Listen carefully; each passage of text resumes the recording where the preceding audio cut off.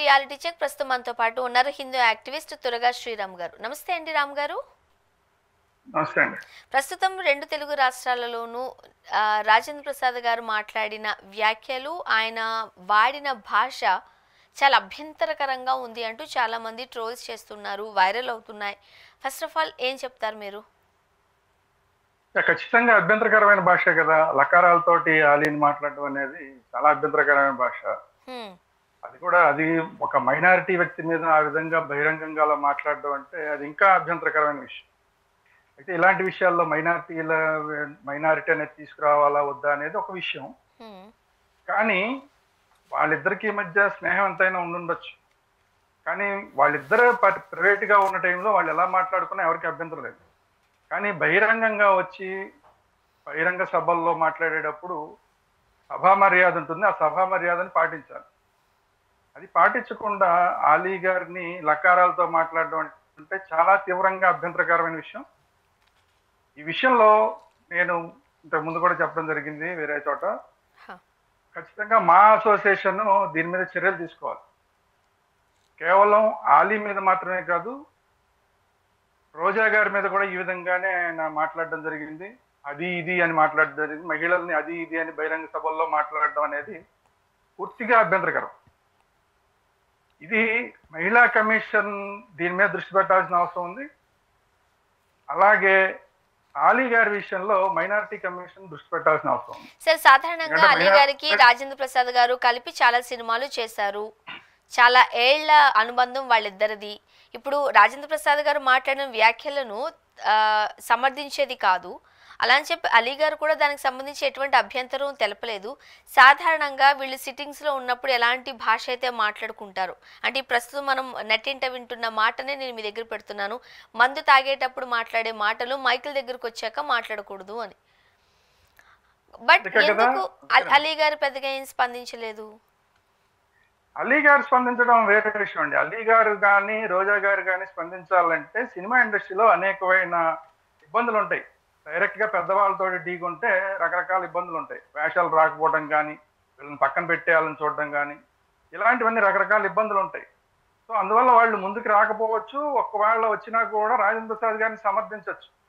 వాళ్ళకున్న సిచ్యువేషన్స్ ఏంటో మనకు తెలియదు. కానీ ఒక మైనారిటీ వ్యక్తిని ఆ విధంగా బహిరంగ, ఇందాక మీరు చెప్పినట్టు సిట్టింగ్ లో మాట్లాడుకునే లాంటి భాషని బహిరంగ సభల్లో, అది కూడా పూర్తిగా మీడియా ఉన్న సందర్భంలో, మీడియా ద్వారా మొత్తం తెలుగు రాష్ట్రాల్లో ప్రపంచవ్యాప్తంగా ఉన్న అందరి అభిమానులు చూస్తున్న సమయంలో ఇలాంటి వ్యాఖ్యలు చేయడం పూర్తిగా ఆయన్ని తక్కువ చేసి మాట్లాడడం అవుతుంది, ఆయన కించపరిచి మాట్లాడడం అవుతుంది ఆలీ గారిని.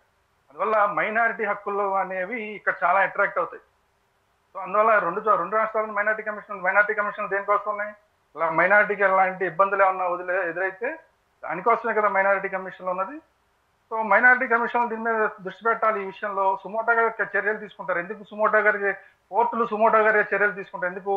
సామాన్యులు కోర్టుకు వెళ్ళలేని పరిస్థితులు ఉండొచ్చు, వాళ్ళకి రకరకాల ఇబ్బందులు ఉండొచ్చు కోర్టుకు వెళ్ళడానికి. అలాంటి సమయాల్లో సుమోటోగా తీసుకుంటారు. ఖచ్చితంగా ఈ కేసులో సుమోటోగా ఆలీ గారు ఏం మాట్లాడారు, వాళ్ళకి ఫ్రెండ్షిప్లు ఇవన్నీ పక్కన పెట్టేసి ఒక మైనారిటీ వ్యక్తిని ఈ విధంగా బహిరంగంగా కించపరిచి మాట్లాడడం, లకారాలతో మాట్లాడడం అనేది ఏమాత్రం క్షమార్హం కాదు. మైనారిటీ కమిషన్ రెండు కూడా సుమోటోగా ఈ విషయం తీసుకోవాలి. అట్ ది సేమ్ టైం రోజా గారి మీద అది ఇది అని మాట్లాడడం అనేది ఏదైతే ఉందో అది మహిళల్ని చాలా చాలా చీప్ గా మాట్లాడినట్లు లెక్క. ఇవన్నీ కూడా ప్రైవేట్ గా మీకు దోస్తీలు ఉంటే కనుక ప్రైవేట్ గా మాట్లాడుకుంటే ఎవరికి అభ్యంతరం లేదు. కానీ ఆవిడ హోదాన్ని తగ్గించే విధంగా, ఆవిడ యొక్క పరిస్థితిని తగ్గించే విధంగా మాట్లాడడం ఏదైతే ఉందో, ఒక మహిళగా ఆవిడని కించపరిచి మాట్లాడడం, తృణీకరించి మాట్లాడడం ఏదైతే ఉందో అది ఖచ్చితంగా మహిళా కమిషన్ కూడా దీని మీద దృష్టి పెట్టాలి. రెండు తెలుగు రాష్ట్రాల్లో మహిళా కమిషన్లు దీని మీద దృష్టి పెట్టాలి. సాధారణంగా ఇప్పుడు రాజేంద్ర ప్రసాద్ గారు మాట్లాడిన మాటలు అంటే ఫ్లోలో అట్లా మాట్లాడేశారు. దీన్ని ఒక మైనారిటీలానో, మతపరంగానో, సామాజికంగానో ఎందుకు చూడాల్సినంత అవసరం వస్తుంది అనేది ఒక వర్గం వారు వినిపిస్తున్న వ్యాజ్యం కూడా. మీరు కాదు అంటారా? కావాలనే మైనారిటీలను తెర మీదకి తీసుకొస్తున్నారా? ఆయన మైనారిటీ అని చెప్పి అలీ గారిని అలా మాట్లాడలేదు. అక్కడ ఏ సామాజిక వర్గానికో లేకపోతే ఏ మతానికి సంబంధించిన వ్యక్తి ఉన్నప్పటికీ అదే సాన్నిహిత్యం రాజేంద్ర ప్రసాద్ గారికి ఉన్నట్లయితే అలానే మాట్లాడి ఉండేవారేమో, కాదంటారా? నేను ఒక రోజు వెయిట్ చేశాను. నేను ఒక రోజు దీని మీద ఏమాత్రం రెస్పాన్స్ ఇవ్వలేదు. నేను అలాగే మీరు ఎలాగైతే అనుకున్నారు నేను అలాగే అనుకున్నాను. సరే ఆయన సర్దుకుంటాడేమో అనుకున్నా. సర్దుకోకపోగా నేను ఇలాగే ఉంటాను ఇంకో స్టేట్మెంట్ ఇచ్చాడు ఆయన, రాజేంద్ర ప్రసాద్ గారు. నేను ఇలాగే ఉంటాను, మీకు సంస్కారం లేదన్నాడు. దీన్ని అర్థం చేసుకోకపోతే మీకు సంస్కారం లేదన్నాడు ఆయన. సో ఆయన సరిదిద్దుకుని ఉంటే కనుక దీని మీద ఇష్యూ అవసరమే లేదు. అయినా కూడా ఇష్యూ చేయొచ్చు. కానీ ఏంటంటే ఆ తప్పే. ఎప్పుడైనా తప్పు చేసిన తర్వాత సారీ చెప్తే కనుక ఒకవేళ సరే ఓకే పెద్దవాడు కదా, సరే ఏదోలే సీనియర్ ఏదో పొరపాటున ఫ్లో, మీరు అన్నట్టు ఫ్లోలో అన్నారు అనుకోవచ్చు. ఆయన ఫ్లోలో అంటాం కాదు, దాన్ని సమర్థించుకున్నాడు. మళ్ళీ వచ్చి ఇంకో చోట సమర్థించుకున్నాడు. నేను చేసిందే ఏదో రచ్చరచ్చు చేసి మాట్లాడుతున్నారు, నేను ఇలాగే ఉంటాను, మీకు సంస్కారం లేదని మాట్లాడుతున్నాడు. ఆడవాళ్ళని అది ఇది అని మాట్లాడడం సంస్కారమా? ఇది భారతీయ సంస్కృత లేదంటే తెలుగువారి సంస్కృతి? ఎవరి సంస్కృతి అనుకుంటున్నాడు రాజేంద్ర ప్రసాద్? లేదంటే ఆలీ ఇలాంటి వాళ్ళు కమేడియన్స్ అయితే ఈయనకన్నా చిన్న కమేడియన్స్, లేదంటే చిన్న ఆర్టిస్టులు ఈయనకన్నా చిన్న ఆర్టిస్టులు అని చెప్పి తక్కువ చేసి మాట్లాడతాడా? వయసులో తక్కువ అయితే మాట్లాడతాడా? పైగా ఇంకొక మాట, ఈయన ఎన్టీఆర్ గారు అవార్డు తీసుకున్నాను, నేను ఎన్టీఆర్ అవార్డు తీసుకున్నాను అని చెప్పి మీరు చప్పట్లు కొట్టలేంటన్నారు. అన్నటమే కాకుండా మురళీమోహన్ గారు ఏంటంటే మీరు అడిగి మరి చప్పట్లు కొట్టించుకుంటున్నాం అంటే, మురళీమోహన్ గారు లాంటి సీనియర్ వ్యక్తిని ఎంత మాట అన్నాడండి? ఏంటి మీ బుద్ధి ఉండాలి, జ్ఞానం ఉండాలి, రామారావు గారికి అవార్డు అంటే చప్పట్లు కొట్టరా అని మాట్లాడతాడండి ఈయన అవార్డు తీసుకుంటే ఆయన గొప్ప, సరే మంచి నటుడు అని చెప్పి అందరూ సంతోషిస్తారు. అంతేగాని మీరు చప్పట్లు కప్పుట్టకపోతే మీకు బుద్ధి జ్ఞానం లేదని మాట్లాడడం ఏంటి? అది కూడా సీనియర్స్ మురళీమోహన్ గారు లాంటి వాళ్ళతో మాట్లాడడం ఏంటి ఆ విధమైన భాషలో? ఈయన సీనియర్స్ అంటే లెక్కలేదు, మహిళలు అంటే లెక్కలేదు, మైనారిటీలు అంటే లెక్కలేదు. ఈయన మూడిట్లో ఏ విషయంలో సర్దుకుని ఉన్నా కూడా ఎవరు కూడా దీన్ని పెద్ద తప్పు పట్టేవాళ్ళు కాదు. నేను ఇలాగే ఉంటానని మాట్లాడాడు ఆయన. ఇలాగే ఉంటాడు, నువ్వు ఇలా ఉంటే మేము భరించాల్సిన అవసరం ఏంటి? తెలుగు వాళ్ళకి ఏంటి నిన్ను భరించాల్సిన అవసరం? నీ సినిమాలు చూస్తాం, నువ్వు సినిమాలు బ్రహ్మాండంగా చేస్తే నీ సినిమాని ఇటు చేస్తాం, అంతవరకే. నువ్వు ఏది నోటికి వచ్చినట్టు అది మాట్లాడితే భరించాల్సిన అవసరం తెలుగు వాళ్ళకేంటి, మహిళలకేంటి, మైనారిటీలకేంటి, పెద్దవాళ్ళకేంటి? అంత సీనియర్ మురళీమోహన్ గారు, ఆయనకేం అవసరం? సో వాళ్ళకున్న ఇబ్బందుల వల్ల సినిమా ఇండస్ట్రీలో వాళ్ళు మాట్లాడకపోవచ్చు, కానీ ప్రపంచం అంతా చూస్తోంది. సినిమా ఇండస్ట్రీకి సంబంధించిన విషయం కాదు, ప్రపంచవ్యాప్తంగా అందరి దగ్గరికి వెళ్ళిపోయింది ఇది. మీలో మీరు కూర్చుని మాట్లాడుకుంటే, మీరు అమ్మాయిల బూతులు తిట్టుకున్నా కూడా ఎవరికి సంబంధం లేదు అది. కానీ బయట ప్రపంచం అంతా చూస్తున్నాక మీడియా ముందు ఎలా మాట్లాడతారు? మీరు అందరినీ తక్కువ చేసి ఎలా మాట్లాడతారు? మీరు ఏం మాట్లాడినా అందరూ కూడా నోరు మూసుకుని ఊరుకోవాలా? మీరేమైనా దిగొచ్చారా? నేను ఎన్టీ రామారావు గారి గొడవల సావిడిలో పుట్టానన్నాడు ఆయన. ఎన్టీ రామారావు గారి పెరిగానని మాట్లాడుతున్నాడు. ఎన్టీ రామారావు గారు ఎంత బ్రహ్మాండంగా మాట్లాడతారండి. చిన్న వాళ్ళని కూడా, ఈ ఆఖరికి తన మనవడైన ఎన్టీ రామారావుని, ఎన్టీఆర్ ని కూడా ఏమండి అని పిలుస్తాడు ఆయన. తన మనవడిని కూడా ఏమండి అని పిలుస్తాడు. అట్లాంటి ఆయన దగ్గర ఏం నేర్చుకున్నావు నువ్వు రాజేంద్ర ప్రసాద్? బహిరంగంగా ఇలా అందరినీ బూతులు తిట్టడానికి నేర్చుకున్నావు నువ్వు ఎన్టీఆర్ గారి దగ్గర. మళ్ళీ ఆయన పేరు చెప్తావు, ఆయన అవార్డు తీసుకున్నానని చెప్తావు. ఖచ్చితంగా ఈయన మీద ఖచ్చితంగా చర్యలు తీసుకోవాలి. మూవీ ఆర్టిస్ట్ అసోసియేషన్ గురించి ఎందుకు మాట్లాడుతానంటే, మూవీ ఆర్టిస్ట్ అసోసియేషన్ ఉన్నదే ఆర్టిస్టుల యొక్క వాళ్ళ హక్కుల్ని కాపాడడానికి, చూడడానికి. అవును. కాకపోతే మీరు అన్నట్టుగా మహిళలకి సంబంధించి అంటే మొదటి నుంచి మనం అంటున్న మాటే, రాజేంద్ర ప్రసాద్ గారు ఏదైతే భాష ఉపయోగించారో, బాహాటంగా బూతులు మాట్లాడారో నిజంగా, అండ్ ముఖ్యంగా మహిళలకు సంబంధించి నిన్ను హీరోయిన్ చేసిందని ఏకవచనంతో మాట్లాడారు, చాలా అభ్యంతరకరం. కాకపోతే అక్కడ అట్మాస్ఫియర్ అంతా, అవును, అక్కడ అట్మాస్ఫియర్ అంతా చాలా నవ్వుకుంటూ చాలా జోవియల్ గా తీసేసుకుంది. సభాముఖంగా వాళ్ళు అలా నవ్వి ఊరుకున్నారా, లేకపోతే నిజంగానే వాళ్ళ లోపల ఎంత ఇలా మమ్మల్ని కించపరిచారేంటి అని బాధపడి ఉండే అవకాశాలు కూడా లేకపోలేదు అనగలమా? ఆయనకి సభా మర్యాద లేకపోయినా మిగతా వాళ్ళందరూ సభా మర్యాదను పాటించారు. అందుకని నవ్వేసి ఊరుకున్నారు. అక్కడ సభలో వాళ్ళు రచ్చ చేయలేరు కదా. సభలో వాళ్ళందరూ వచ్చి రచ్చ చేస్తే అసలు అక్కడ పరిస్థితి ఏంటి? ఎస్వి కృష్ణారెడ్డి గారికి సంబంధించిన ఒక ఆయనకి పుట్టినరోజు సందర్భంగా చేసుకుంటున్న, హాయిగా సరదాగా చేసుకుంటున్న కార్యక్రమం, దాన్ని వీళ్ళందరూ రచ్చరచ్చ చేసి వీళ్ళందరూ అక్కడ ఆయనతోటి పోట్లాడి వీళ్ళని దాన్ని మొత్తం అంతా చండాలని చేయలేరు కదా. సో అందువల్ల ఏంటంటే వాళ్ళు సభా మర్యాదను పాటించారు, ఈయన పాటించలేదు. వాళ్ళు సంయమనాన్ని పాటించారు, సభా మర్యాదని పాటించారు, సంయమనాన్ని కూడా పాటించారు. సో అందువల్ల వాళ్ళ వైపు నుంచి తప్పులేదు. ఏది తప్పు ఉందంటే ఈయన వైపు నుంచే ఉంది. ఈయన తప్పుని సరిదిద్దుకుంటే ఇబ్బంది ఉండేది కాదు. తప్పుని సరిదిద్దుకోకపోగా తప్పుని సమర్థించుకుంటున్నాడు ఆయన. నేను ఇలాగే ఉంటాను అని చెప్తున్నాడు ఆయన. ఇలాగే ఉంటే భరించాల్సిన అవసరం తెలుగు వాళ్ళకి లేదు. ఇలాంటి పనులు చేసే వాళ్ళని కట్టడి చేయడం కోసమే మైనారిటీ కమిషన్లు కానీ, మహిళా కమిషన్లు కానీ, మా అసోసియేషన్ కానీ ఉన్నాయి. మా అసోసియేషన్ పెట్టుకున్నది దేనికి? మా అసోసియేషన్ ఇలా ఆర్టిస్టులకు ఏదైనా ఇబ్బందులు వస్తే వాటిని తొలగించడం కోసం, వాళ్ళని కాపాడడం కోసం మా అసోసియేషన్ ఉంది. అసలు ఆ మా అసోసియేషన్ లో ఉన్నాయనే ఆర్టిస్టులను సరిగా గౌరవించకుండా తృణీకరించి మాట్లాడితే అట్లాంటి వాళ్ళ మీద ఇమీడియట్ గా చర్యలు తీసుకోవద్దాం మరి మా అసోసియేషన్. కానీ మా శ్రీరామ్ గారు అసోసియేషన్ రద్దు చేసేయండి.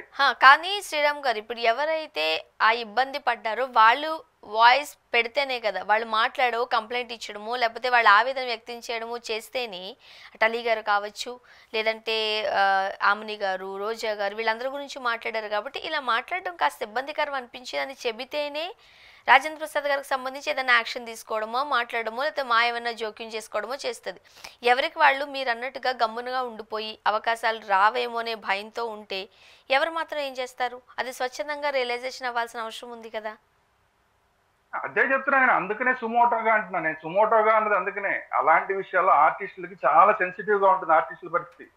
ఏ మాత్రం సినిమా ఇండస్ట్రీ పెద్దలకి వ్యతిరేకంగా వెళ్తే వాళ్ళ కెరీర్ అక్కడితో ఖతం అయిపోతుంది. ఆ విషయం అందరికీ తెలుసు. అందుకనే వాళ్ళు మాట్లాడలేని పరిస్థితిలో ఉంటారు.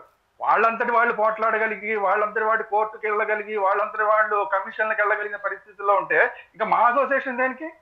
మీకు ₹1,00,000 కట్టాలి, మళ్ళీ మెంబర్షిప్ ₹1,00,000 మినిమం. ₹1,00,000 కట్టేది ఎందుకు కడుతున్నారు? ఇలాంటివన్నీ మీరు సంరక్షిస్తారనే. ప్రతిదీ కంప్లైంట్ ఇస్తేనే మేము తీసుకుంటామని కాదు, వాళ్ళ పరిస్థితిని చూడాలి. వాళ్ళ పరిస్థితి పెద్ద ఆర్టిస్టులు మాట్లాడినప్పుడు ఇప్పుడు ఏ చిరంజీవి గారినో ఈయన మాట్లాడగలరండి? ఆయన రాజేంద్ర ప్రసాద్ ఇదే మాట ప్రకారాలతో చిరంజీవి గారితో మాట్లాడగలరా? బాలకృష్ణ గారితో మాట్లాడగలరా? అలాంటి పెద్ద ఆర్టిస్టులు మాట్లాడగలరా? ఆయన ఎలా మాట్లాడతాడు? అలాగా అంత తీసేసి మాట్లాడడం. కాబట్టి ఏంటంటే ఇలాంటి వాళ్ళు మాట్లాడలేని పరిస్థితిలో ఉన్నారు కాబట్టి మీలాంటి వాళ్ళు నాలాంటి వాళ్ళు మాట్లాడాలి. మీడియా ఉన్నది దేనికి? మీడియా ఉన్న అందరూ వాళ్ళు కోర్టులకు వెళ్తే మీడియాతో పని ఏంటండి? మీడియా ఉన్నది దేనికి? మీడియా ఇలాంటి సందర్భంలోనే మీడియాలు మాట్లాడాలి. ఇలాంటి సందర్భంలోనే సుమోటోలుగా కేసులు తీసుకోవాల్సిన అవసరం. లేదంటే అసలు సుమోటో అవసరమే ఉంది, మీడియా అవసరమే ఉంది, ఎవరికి వాళ్ళు చేసుకోగలిగితే. కాబట్టి మన బాధ్యత మనం మర్చిపోకూడదు. మీడియాగా మన బాధ్యత కూడా ఉంది. మీరేం చేద్దాం అనుకుంటున్నారు ఈ ఇష్యూకి సంబంధించి? మీరు ఎలాంటి డెసిషన్ తీసుకుందాం అనుకుంటున్నారు? మీడియాలో కూడా కొంతమంది దీన్ని తొక్కేసే ప్రయత్నం చేస్తున్నారు. ఆ పెద్ద ఆయన లేని సర్దుబాటు చేసే ప్రయత్నం చేస్తున్నారు. నేనేమంటానంటే ఇది కనుక వదిలేస్తే ఇలాంటి ప్రతి వాళ్ళకి అలవాటు అవుతుంది. మొన్న రాజేంద్ర ప్రసాద్ గారు అన్నప్పుడు మీరేం మాట్లాడలేదు, ఇంకొకళ్ళు మాట్లాడినప్పుడు మీరు వస్తున్నారే అంటారు. ఇప్పుడు అనేక సందర్భాల్లో ప్రకాష్ రాజ్ గారి ఇష్యూలు చాలా ఇష్యూలు అవుతున్నాయి. ప్రకారం జస్ట్ ఆస్కింగ్ అని చెప్పి ఆయన పెడితే పెద్ద పెద్ద ఇష్యూలు అవుతాయి, మీడియా అంతా మాట్లాడుతోంది. మరి అక్కడ వచ్చి ఎవరు కంప్లైంట్ చేయట్లేదే? పవన్ కళ్యాణ్ గారు వచ్చి కంప్లైంట్ చేయట్లేదు, ఇంకొకళ్ళు ఎవరు వచ్చి కంప్లైంట్ చేయలేదు, ఇంకోటి ఎవరు వచ్చి కంప్లైంట్ చేయట్లేదే. మరి మీడియాలో ఎందుకు చర్చలు జరుగుతున్నాయి? సో మీడియా అక్కడ బాధ్యత వహిస్తోంది. ఏదైనా కానీ ఎవరిది రైట్ ఎవరిది రాంగ్ అని. అలాగే ఇప్పుడు కూడా మీడియా తన బాధ్యతని కరెక్ట్ గా వహించాలి, మా అసోసియేషన్ తన బాధ్యతను కరెక్ట్ గా నిర్వహించాలి. అలాగే మహిళా కమిషన్ అలాగే మైనారిటీ కమిషన్ కూడా వాళ్ళ బాధ్యతను వాళ్ళు నిర్వహించాలి. ఎవరు నిర్వహించలేదనుకోండి, ఇలాగే పాపం ఇలాంటి చిన్న చిన్న ఆర్టిస్టులు, మాట్లాడలేని ఆర్టిస్టులు అలాగే ఒక నవ్వు నవ్వేసి వెళ్ళిపోక తప్పని పరిస్థితి. ఎంతకాలం అణిచేస్తారండి ఇలాగా? కాబట్టి ఈ అణిచివేతని ఖచ్చితంగా ప్రశ్నించాలి, మీడియా ప్రశ్నించాలి. అలాగే వీళ్ళ లాంటి వాళ్ళు మాట్లాడలేని వాళ్ళ కోసం మాట్లాడగలిగిన వాళ్ళు ఖచ్చితంగా మాట్లాడాలి. ఇక నెక్స్ట్ ఇష్యూ మనం చూస్తే షర్మిష్ఠ ఇష్యూ ప్రస్తుతానికి పెద్దగా వైరల్ అవుతోంది. ఆమెను వ్యతిరేకించే వాళ్ళు ఉన్నారు, అంటే సోషల్ మీడియాలో ఆమె పెట్టిన పోస్టులకు గాను ఆమెను సమర్థించే వాళ్ళు కూడా అంతనే ఉన్నారు. రోజు రోజుకి ఆమెకి మద్దతు పెరుగుతుంది కూడా. ఫస్ట్ ఆఫ్ ఆల్ ఈ ఇష్యూని మీరు ఎలా చూస్తారు? శర్మిష్ఠ విషయానికి వస్తే కూడా ఇప్పుడు మనం మాట్లాడుకున్న దాంట్లో రాజేంద్ర ప్రసాద్ గారితో ఏ విషయంగా మాట్లాడాము చూసారా? దాంట్లో లాగా కాకుండా శర్మిష్ఠ గారు ఆవిడ ఇమీడియట్ గా సారీ చెప్పింది, తప్పు చేశాను అని చెప్పి సారీ చెప్పింది. ఆవిడ ఏదైతే మైనారిటీలకు అంటే ఇస్లాంకి సంబంధించిన కొన్ని మాటలు మాట్లాడిందో, ఇది నేను తప్పు చేశానని చెప్పి క్షమాపణ చెప్పింది. అట్ ది సేమ్ టైం దాన్ని డిలీట్ చేసింది ఆ వీడియోని. సో అలాంటప్పుడు చర్య తీసుకోవాల్సిన అవసరం. ఇందాక నేను అదే చెప్పింది. అది ఇందాక రాజేంద్ర ప్రసాద్ గారు కనుక దాన్ని సరిదిద్దుకుని ఇంకా మనం ఏం మాట్లాడక్కర్లేదు. సరే పెద్ద ఆయన ఏదో ఫ్లోలో మాట్లాడేశారు అనుకోవచ్చు, ఆ పని ఆయన చేయలేదు కాబట్టి మనం గట్టిగా మాట్లాడుతున్నాం. ఇక్కడ శర్మిష్ఠ గారు ఆవిడ తప్పు చేశానని అర్థం చేసుకుంది, తప్పు చేశానని సారీ చెప్పింది. ఆ వీడియోని ఏదైతే వివాదాస్పద వీడియో ఉందో దాన్ని డిలీట్ చేసింది. అన్ని చేసిన తర్వాత కూడా ఆవిడ మీద అక్కడ చర్యలు తీసుకుంటున్నారు. ఇప్పుడు ఈ రెండింటిని కంపేర్ చేస్తే కూడా అక్కడ చర్యలు తీసుకున్నప్పుడు మరి ఇక్కడ రాజేంద్ర ప్రసాద్ గారి మీద చర్యలు తీసుకోవాలిగా. ఇప్పుడు మనం ఇక్కడేమో సర్దుబాటు అలాగే ఇప్పుడు రాజేంద్ర ప్రసాద్ గారి మీద చర్యలు తీసుకుని జైల్లో పెట్టాలి కదా. నేను అసలు సారీ చెప్పట్లేదు. సారీ చెప్పితే కూడా వీడియో డిలీట్ చేస్తే కూడా చర్యలు తీసుకున్నారు. కాబట్టి ఏంటంటే ఎక్కడైనా సరే అక్కడ ఆవిడ తప్పు తెలుసుకుని సారీ చెప్పింది కాబట్టి ఆవిడకి సపోర్ట్ వస్తుంది. ఆవిడ తప్పు చేసిందని అందరూ చెప్తున్నారు. మాటల్లో మీరు అన్నట్లాగా ఇందాక మాట్లాడినట్లాగా ఆ ఫ్లోలో మాట్లాడేటప్పుడు కొన్ని పదాలు దొరలటం సహజం. దొరికినప్పుడు తప్పు సరిదిద్దుకుంటే దాన్ని అక్కడితో మనం వదిలేయాలి. అయినా కూడా వదిలేయకుండా కసి తీర్చుకుందాం, వాళ్ళ మీద వాళ్ళ మీద ఏదో పగ తీర్చుకుందాం, వాళ్ళని ఏదో అరెస్టులు చేయడం ద్వారా వాళ్ళని ఏదో అణిచివేద్దాం అనే ప్రయత్నం చేస్తే మాత్రం ప్రజల్లో వ్యతిరేకత వస్తుంది. ఇప్పుడు అది జరుగుతోంది శర్మిష్ఠ గారి విషయంలో, బెంగాల్లో ఆ విషయం జరుగుతోంది. ఆవిడ తప్పు చేసిందని చెప్పకుండా ఉంటే నేను ఇలాగే మాట్లాడతానంటే కనుక ఆవిడకి ఏ మాత్రం ఆ సపోర్ట్ వచ్చిండేది కాదు. ఆవిడ తప్పు దిద్దుకుంది కాబట్టి, అలాగే వీడియో డిలీట్ చేసింది కాబట్టి ఆవిడకి ఎప్పుడు అంత ఈ ఆ సపోర్ట్ అనేది మొత్తం ప్రపంచవ్యాప్తంగా వస్తుంది. అంటే సీరియస్లీ మనం దీని గురించి మాట్లాడుకుంటే ఒక ఇష్యూ జరిగినప్పుడు ఒక మైక్ ముందో లేకపోతే ఎవరైనా క్వశ్చన్ చేసినప్పుడు తనంతట తానుగా ఫ్లోలో మాట్లాడలేదు. ఒక వీడియో చేస్తున్నారంటే ముందే ఏదైతే ఒక కాన్సెప్ట్ తీసుకున్నారో దానికి సంబంధించి పూర్తి అవగాహన తెచ్చుకుని ఆధారాలతో పాటు మాట్లాడడం జరుగుతుంటుంది. ఇన్ జనరల్గా వీడియోస్ చేసేవాళ్ళు. ఆమె ఆ విధంగానే స్పృహలో ఉండే ఫ్లోలో మాట్లాడిన వ్యాఖ్యలు అయితే అవి కాదు. అఫ్ కోర్స్ తర్వాత అది కాస్త ఇబ్బందికరమైన పరిస్థితులకు వెళ్ళేసరికి దాన్ని డిలీట్ చేయడము, అలానే సారీ చెప్పడం అయిపోయింది. మనం చెప్పాల్సిందంతా చెప్పేసుకుని పైగా ఇది దేశానికి సంబంధించిన, దేశ భద్రతకు సంబంధించిన విషయాలకు వచ్చినప్పుడు సారీ చెప్తే అయిపోతుందా? ఇప్పుడు నేను ఏదన్నా చేసేసి సారీ అంటే కాదు, దాంట్లో దేశభద్రకు సంబంధం ఉంది అసలు. ఇస్లాం దాని గురించి ఆవిడ మాట్లాడింది. దానికి అంటే దేశంలో మతపరమైన ఇష్యూస్ కి దారి తీసే అవకాశం లేదంటారా? అందుకనే ఇప్పుడు అదే మనం ఒక్కొక్కరిని ఒక్కొక్క రకంగా చూస్తున్నాం. రాజేంద్ర ప్రసాద్ గారు అలాగే వచ్చారు, ఒక బహిరంగ సభకు వస్తున్నారని తెలుసు, ఆయన బహిరంగ సభలో మాట్లాడుతున్నారని తెలుసు, ఎదురుకుండా మీడియా ఉందని తెలుసు, ఎదురుకుండా మీరు చెప్పే మైక్ ఉందని తెలుసు, చేతిలోనే ఉంది మైకు, అన్ని తెలుసు, అన్ని స్ప్రోలో ఉండి ఆయన మాట్లాడితే అదేమో అర్థం ఫ్లోలో అంటున్నారు. ఈవిడ మాత్రం వీడియో చేస్తే చేతిలో ఫ్లో అనేది కదా. రాజేంద్ర ప్రసాద్ గారు మాటలు ఏదైతే భాష ఉపయోగించారో అది ఖచ్చితంగా తప్పు పట్టాల్సిన మాటలే. ఆయన మహిళలను కించపరిచారు. నేను అలీ గారిని మీరు మైనారిటీ అని జోడిస్తున్నారు, బట్ నేను వాళ్ళ మధ్య ఫ్రెండ్షిప్ అయి ఉండొచ్చు. మైనారిటీ అని నేను మాట్లాడట్లేదు, అది ఫ్రెండ్షిప్ అయి ఉండొచ్చు. కానీ నలుగురు కూర్చుని వీళ్ళు సిట్టింగ్ వేసుకున్న మాట్లాడిన మాటలు మైకుల ముందు మాట్లాడడం అనేది తప్పే. మహిళలను అలా మాట్లాడడం తప్పే. మా వర్షన్ ఇది ఖచ్చితంగా. ఇప్పుడు ఇది కూడా అంతే ఆవిడ మాట్లాడడం తప్పే. కానీ ఆవిడ సారీ చెప్పింది. ఆవిడ చేసిన తప్పు కాదని ఎవ్వరు మాట్లాడట్లా. ఆవిడ సమర్థించే వాళ్ళు కూడా ఆవిడ రైట్ చేసిందని చెప్పి ఎవరు మాట్లాడట్లా. ఉండేది ఏంటంటే ఆవిడ తప్పు తెలుసుకుంది, సారీ చెప్పింది కాబట్టి ఆవిడ మీద అంత చర్యలు తీసుకోవాల్సిన, ఒకవేళ మీరు నిజంగా ఆవిడ మీద అంత చర్యలు తీసుకుంటే అదే మరి హిందూ సమాజం గురించి మాట్లాడిన వాళ్ళ మీద చర్యలు ఏవి? హిందూ సమాజం గురించి మాట్లాడితే దానికేమి మతపరమైన కల్లోలాలు రావా? దేశంలో ముస్లింల గురించి మాట్లాడితే మతపరమైన కల్లోలాలు వచ్చేస్తాయా? దేశం అంతా అతలకుతలం అయిపోతుందా? మరి మమతా బెనర్జీ గారు మాట్లాడితే మరి ఇమీడియట్ గా తీసుకెళ్లి లోపల వేయాలి కదా, వేస్తున్నారా? మిగతా వాళ్ళు బోల్డ్ మంది మాట్లాడుతున్నారు, వాళ్ళని వేస్తున్నారా? చాలా మంది సెలబ్రిటీస్ సోషల్ మీడియా వేదికగా ఇలాంటి ఈవెంట్స్ ఏదైనా ఉన్నప్పుడు జరుగుతున్నప్పుడు పోస్టులు పెట్టారు. ప్రకాష్ రాజ్ గారు కూడా ఆపరేషన్ సింధూర్కి సంబంధించి తన భావాలను కొంతమంది విమర్శించేలాగున్న ఆ భాష లేకపోతే ఆ వ్యాఖ్యలు కూడా ఆయన చేయడం జరిగింది కదా. మరి వాళ్ళని ఎలా చూడాలంటారు మీరు? అవును, మరి ఆయనే అరెస్ట్ చేయలేదే. అరెస్ట్ చేయలేదు. ఇప్పుడు మోడీ గారిని ముసలాడు అన్నాడు. ఆయన ముసలాడుకు ఇచ్చే సింధూరం ఎవరికి కావాలని అడిగాడు. ఆయన్నేం అరెస్ట్ చేయలేదే. భావ ప్రకటన స్వేచ్ఛలో కూడా రకరకాల టైం, ఆయన కొంత లిమిట్ లో ఉన్నాడు. ఆయన ఏం బూతులు మాట్లాడలేదు, ఇంకేం చేయలేదు కాబట్టి ప్రధానమంత్రి గారిని. సరే ముసలాడు అన్నాడు, సరే వయసు రీత్యా కాబట్టి అవన్నీ అరెస్ట్ చేసేంత కాదు కాబట్టి విమర్శల వరకే పరిమితం అవుతారు ఎవరైనా.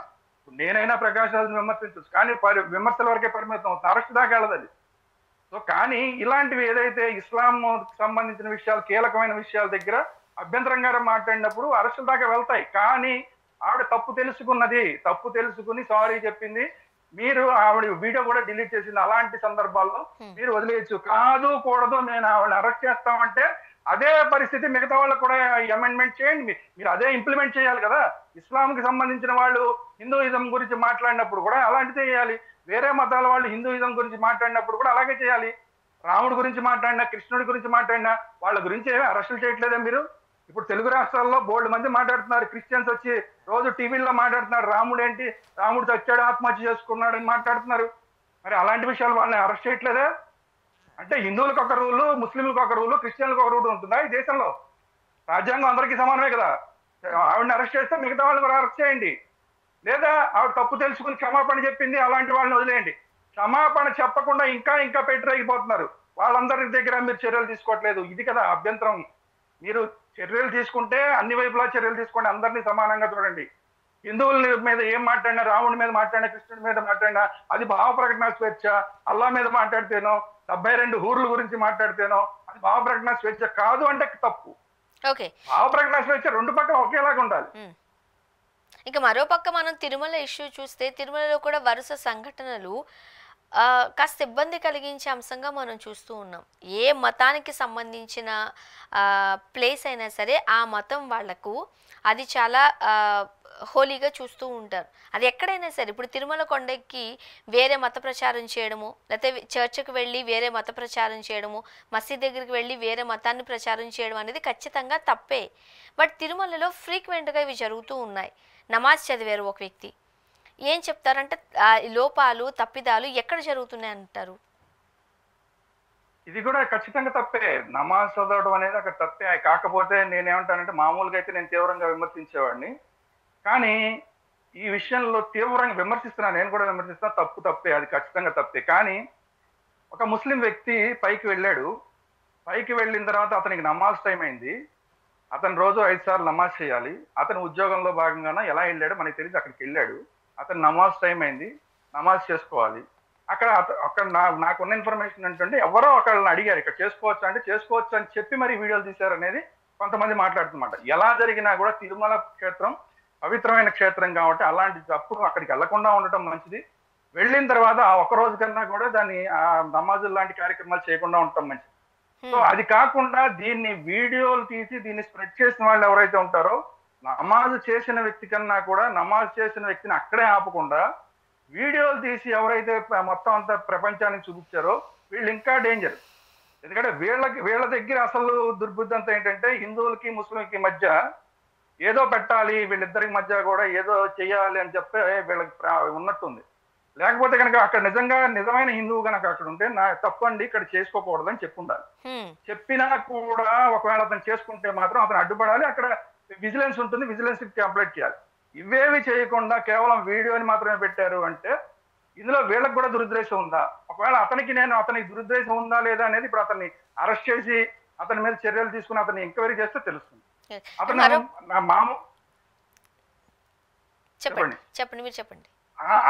అతనికి దురుద్దేశం ఉందా లేదా అనేది ఇందులో ఇంపార్టెంట్. ఎలాగా తప్పే, ఖచ్చితంగా అక్కడ చేయడం అనేది తప్పే. కానీ అతనికి దురుద్దేశం ఉందా లేదా ఇది కూడా మనం గమనించాలి. ఏది పడితే మనం అడ్డగోలుగా వెళ్ళిపోయి ముస్లింలని తిట్టేయాల్సిన పని లేదు. అతనికి నమాజ్ చేసుకోవాల్సిన టైం అయినప్పుడు అలా అతనికి ఏంటి ఆప్షన్ అనేది కూడా మనం అక్కడ ఆలోచించాలి. కానీ అక్కడ అవకాశం లేదు కాబట్టి ఆ ఒక రోజుకి మానేయడం ఏంటి అనేది మళ్ళీ వాళ్ళు చూసుకునే పైకి రావాలి.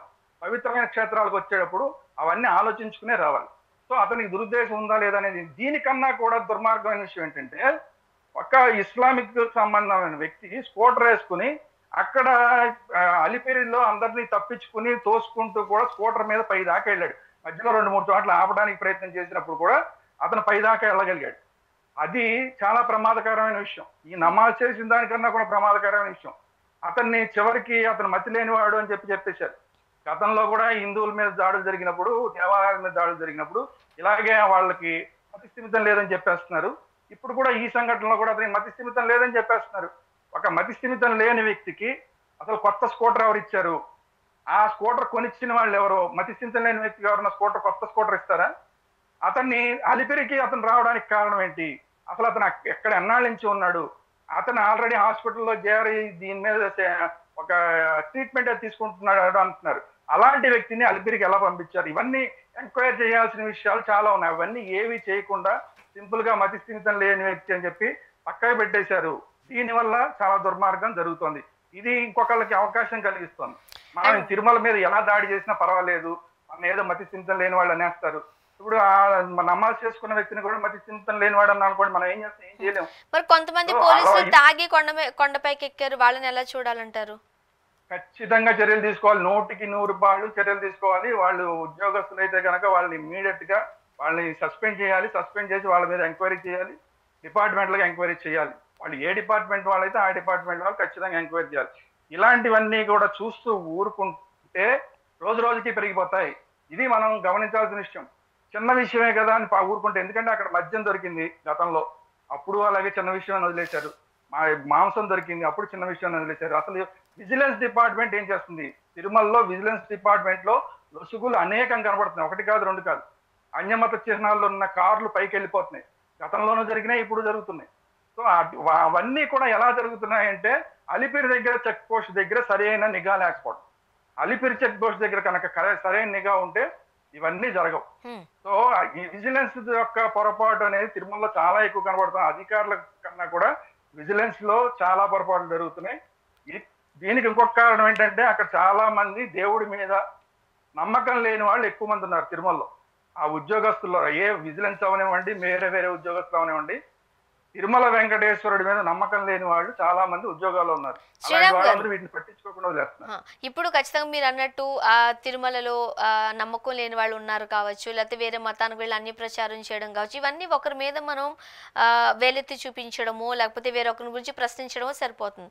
కానీ ఎక్కడ తిరుమల ఇష్యూ వచ్చినా 10 మంది దగ్గర ఉంటే మాట్లాడుకునే విషయం తిరుమలలో గోవుల మరణాలు. మరి అది హిందువుల ఆధ్వర్యంలోనే ఉంటుంది కదా, వాటిని ఎందుకు కాపాడలేకపోతున్నారు, ఎక్కడ జరుగుతుంది? చాలా మనం కొన్ని ఆన్సర్స్ చూస్తే మనకు కూడా విభ్రాంతికి గురవుతాం.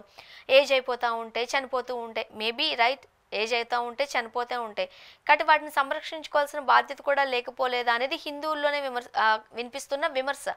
మీరేం చెప్తారు? ఖచ్చితంగా దీని మీద చర్యలు తీసుకోవాలి. అంటే వాటిని ఎలా సంరక్షించాలన్న దాని మీద ఇంకా బాగా శ్రద్ధ పెట్టాల్సిన అవసరం ఉంది. ఇప్పుడు మనం కోడెదూడలు, ఇప్పుడు తెలంగాణలో అక్కడ కూడా ఒక దేవాలయం ఉంది. ఆ దేవాలయంలో కోడెదూడలకి చచ్చిపోవడం అనేది గత 5-6 రోజుల నుంచో దాదాపు 30-40 చచ్చిపోయినాయని మనం విన్నాం. వాళ్ళు ఏం చేశారు, ఒక 300 ఆవుల్ని రైతులకి ఇచ్చేశారు. రైతులకి వాటన్నిటిని ఇచ్చేశారు. అందువల్ల ఏమైంది, అక్కడ కొంత రష్ అనేది తగ్గింది. ఒకదాని మీద ఒకటి కొట్టుకునే పరిస్థితి, ఒకదానికి ఒకటి ఆనుకుని ఉండే పరిస్థితి, తొక్కిసలాట పరిస్థితి అలాంటివన్నీ ఉంటున్నాయి కాబట్టి వాళ్ళు అలా చేశారు. అలాగా ఎక్కడ తొక్కిసలాటలు ఇలాంటివన్నీ జరుగుతున్నా కూడా, ఇలాంటివన్నీ జరుగుతున్నా వాటి మీద చర్యలు తీసుకోవడానికి ఇంకేం చేయాలి? మామూలుగా మనం చూస్తే ప్రపంచంలో ఎక్కడ ఏ గోశాల కన్నా కూడా అన్ని రకాలుగాను గోవుల్ని బాగా సంరక్షించగలిగిన అవకాశం ఉన్నది తిరుమల తిరుపతి దేవస్థానానికి సంబంధించిన గోశాల. ఎందుకంటే అక్కడ అంతమంది డాక్టర్లు ఉంటారు, అంతమంది సిబ్బంది ఉంటారు, దానికి పర్యవేక్షణ అధికారులు ఉంటారు, ఇంతమంది ఉంటారు కాబట్టి అన్నిటికన్నా కూడా ఎక్కువ బాగా ఉండవలసింది అక్కడే. అక్కడ జరుగుతున్నాయంటే దాని మీద ఖచ్చితంగా ఎంక్వైరీ చేయాలి. అందులో ముసలితనం వల్ల చనిపోతున్నాయా, ఏదైనా జబ్బులు వచ్చి చనిపోతున్నాయా, రెగ్యులర్ గా సుమారుగా అంటే యావరేజ్ గా ఎన్ని చనిపోతూ ఉంటాయి, దానికన్నా ఒకవేళ ఎక్కువ గనక చనిపోతూ ఉంటే దీనికి కారణం ఏంటి? జబ్బులు అనేవి చాలా సహజం, ఆవులకి చాలా సహజం అవుతాయి. అలాగే నీళ్లు ఒక 2 రోజులు నీళ్లు దొరకకపోతే కూడా చాలా చనిపోతుంటాయి. గతంలో సింహాచలం గోశాలలో కూడా ఇలాంటివి అనేక గోవులు చనిపోవడం చూసాం. సో అనేక దేవాలయాల్లో ఇలాంటివి జరుగుతున్నాయి.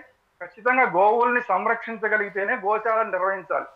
లేకపోతే కనుక గోశాల నిర్వహించకండి. గోశాల నిర్వహిస్తున్నారు అంటే కనుక చాలా జాగ్రత్తలు తీసుకోవాలి. చూద్దాం శ్రీరామ్ గారు ఏం జరగబోతుందో. థ్యాంక్ యూ సో మచ్ అండి, మీ అభిప్రాయాలు పంచుకున్నారు. థ్యాంక్ యూ వెరీ మచ్ అండి. ఇది వాళ్ళ రియాలిటీ చెక్. Stay tuned.